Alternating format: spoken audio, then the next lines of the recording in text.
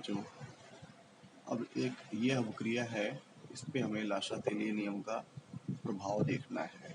सबसे पहले ये देखेंगे कौन सी अभिक्रिया है, ऊष्मा शोषी है कि ऊष्मा छेपी है। चूंकि यहाँ पर प्लस क्यू यानी ऊष्मा उत्पन्न हो रही है, अतः ये ऊष्मा छेपी अभिक्रिया है। अब आयतन में देखें, इधर से 2 अणु, इधर से 1 अणु, कुल मिला के 3 अणु लिए, मिले 2 अणु, अतः आयतन में कमी हो रही है। तो बस यही हमको लिखना है। चूंकि अभिक्रिया ऊष्मा छेपी क्रिया है तथा आयतन में कमी हो रही है। अब यहाँ आयतन में कमी हो रही है, अतः लाशातेलीय के नियम से, लाशातेलीय के नियम से पहला ताप का प्रभाव।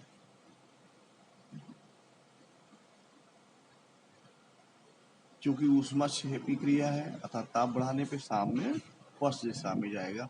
बिल्कुल कतई याद कर लीजिएगा, ठीक है। चूंकि अभिक्रिया ऊष्मा छेपी है, अतः ताप बढ़ाने पर साम्य पश्चिम दिशा में जाएगा, अर्थात SO3 गैस कम बनेगी। हमें यह चीज जरूर लिखनी है क्योंकि इससे यही प्रभाव पड़ा, SO3 गैस कम बनेगी।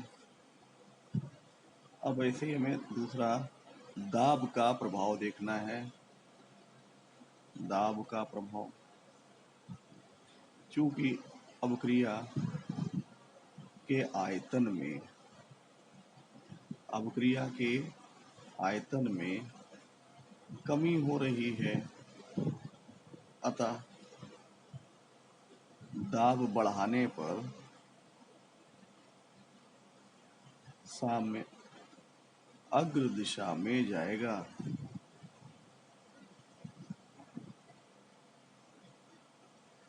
अर्थात SO3 गैस अधिक बनेगी। ठीक है। और तीसरा सांद्रता का प्रभाव, ये हमने बताया था, सब में वही चीज लिखनी है। क्या लिखनी है कि अभिकारकों का अधिक सांद्रण लेने पर, अभिकारकों का अधिक सांद्रण लेने पर साम्य अग्र दिशा में जाएगा। ठीक है। तो अभिकारकों का अधिक सांद्रण लेने पर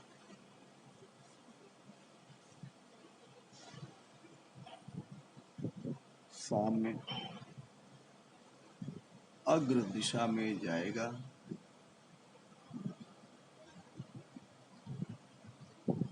अर्थात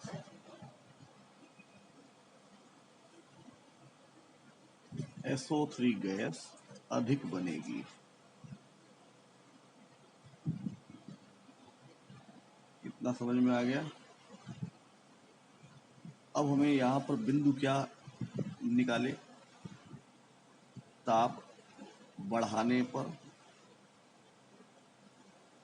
साम्य किधर गया, पश्चिम दिशा में। क्यों गया, क्योंकि ये ऊष्मा छेपी क्रिया है।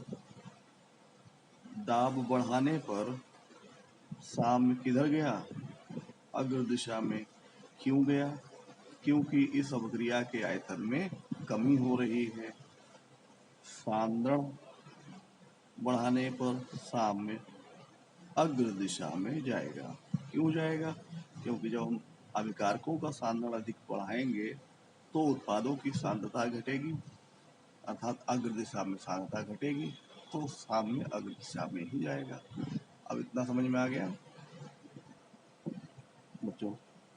एक यह अभिक्रिया है, इसमें हमें लाशातेलीय नियम का अनुप्रयोग चेक करना है। यहाँ पर देखें -Q है, अर्थात यह ऊष्मा शोषी क्रिया है, अब आयतन में परिवर्तन चेक करें, एक और एक दो अणु अभिकारकों की तरफ हैं और इससे दो ही अणु मिले। इसका मतलब क्या हुआ कि यहाँ आयतन में कोई परिवर्तन नहीं हो रहा है, अर्थात आयतन समान है।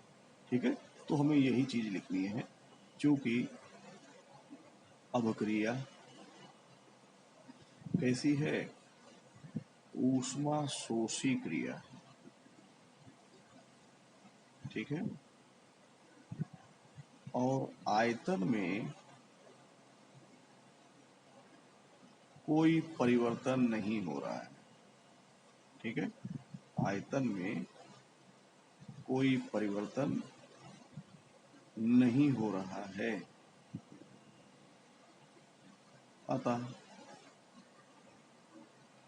लाशातेलिए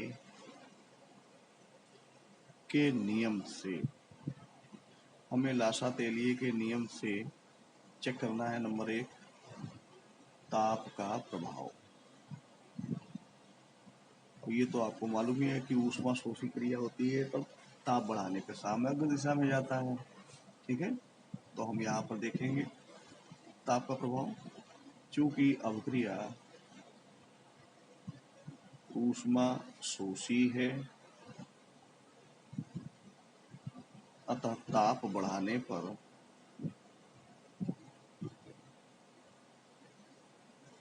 साम्य अग्र दिशा में जाएगा, अर्थात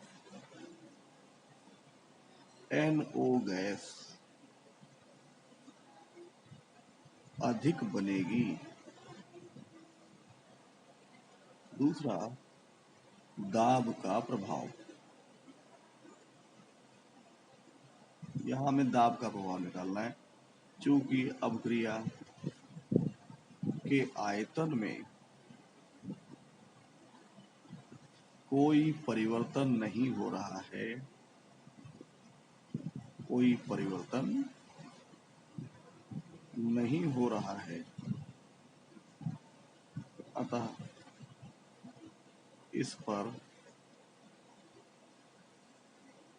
दाब का कोई प्रभाव नहीं पड़ेगा। इतना समझ में आ गया? जब आयतन में कोई परिवर्तन नहीं होता है तब दाब का भी कोई प्रभाव नहीं पड़ता है। और तीसरा है सांद्रण का प्रभाव, और ये हमने बताया भी है आपको कि सभी में एक ही जैसा पॉइंट है। क्या है कि अभिकारकों की अधिक सांद्रता लेने पर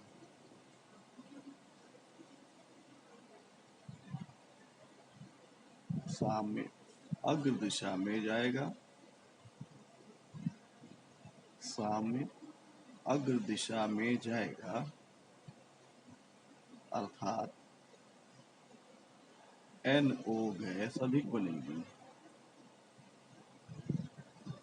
इतना समझ में आ गया? अब हमें इसमें जो मुख्य बिंदु निकालने थे वो क्या थे कि ताप बढ़ाने पर साम्य किधर गया, अग्र दिशा में गया। क्यों गया? क्योंकि यह अभिक्रिया ऊष्मा शोषी है। दूसरा दाब का क्या था कि दाब का कोई प्रभाव नहीं पड़ेगा। क्यों नहीं पड़ेगा? क्योंकि आयतन में कोई परिवर्तन नहीं हो रहा। समझ में आ गया? दाब का कोई प्रभाव नहीं पड़ेगा। और सांद्रण बढ़ाने पर क्या होता है, सांद्रण बढ़ाने पर साम्य अग्र दिशा में जाएगा। इतना समझ में आ गया? ये जो पॉइंट्स हैं इनको आपको समझना ही है।